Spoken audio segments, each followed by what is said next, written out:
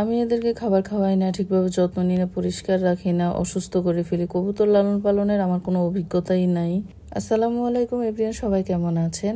এই কথাগুলো কিন্তু আমি প্রতিদিন একটা একটা করে কমেন্ট পাইতেছি। আমি নন্দিনীকে কাঁচামরিচ খাওয়াইছি, এই ভিডিওটা আপনারা দেখিয়েন, এটা অনেক বেশি ভিউ হয়েছে। আর এই ভিডিওটার মধ্যে অনেকগুলো কমেন্ট পাইছি। কিছু কমেন্ট আমি ডিলিট করতে বাধ্য হয়েছি, কারণ আমার এত বেশি খারাপ লাগে। আমি যদি কোনো কিছু না জানি, আমি যেহেতু লালন পালন করি, শুধু পৃথিবীতে আমি কবুতর লালন পালন করি না, আমার মতো অনেক ভাইয়ারা বোনরা লালন পালন করে, যারা কিনা অনেক বেশি জানে যে আসলে কি খাওয়াইলে একটা কবুতরের কোন রোগ থেকে বাঁচা যাবে বা কোনটা ওই কবুতরের জন্য প্রয়োজন। তো সেই জন্য আমি ভিডিওটা ওইভাবে করি। আর আমি অবশ্যই কাঁচামরিচ খাওয়ানোর জন্য ওরকম কিছু কমেন্টস পাইছি, আপনারা দেখেন, যার কারণে আমি ওকে কাঁচামরিচ দিছি। কিন্তু ওই জাস্ট একদিনে দিছিলাম, এরপরে আর দিইনি, কারণ আমার কাছেও মনে হয় যে এটা ভাল লাগে না আমার, সেজন্য আমি দিইনি, অন্য চিকিৎসা নিছি। তো আপনারা যারা বলেন যে কবুতরের ব্যাপারে আমার কোনো অভিজ্ঞতা নাই, একেবারেই টোটালে নাই, যে সেটা ভুল। আপনাদের একটি ভালো পরামর্শ হয়তো কবুতর পাখির প্রাণ বেঁচে যেতে পারে। তো আপনারা ওরকম ভাবে কমেন্টসটা করবেন যেন আমাদের উপকার হয়। আর আমরাও যদি ওরকম ভালো কিছু জানি, অবশ্যই আপনাদের সাথে সেটা শেয়ার করব। কারণ প্রত্যেক দিনের ভিডিওতে কিছু না কিছু দুষ্টুমি হোক, ভালো মন্দ সবকিছু আপনাদের সাথে শেয়ার করা হয়। তো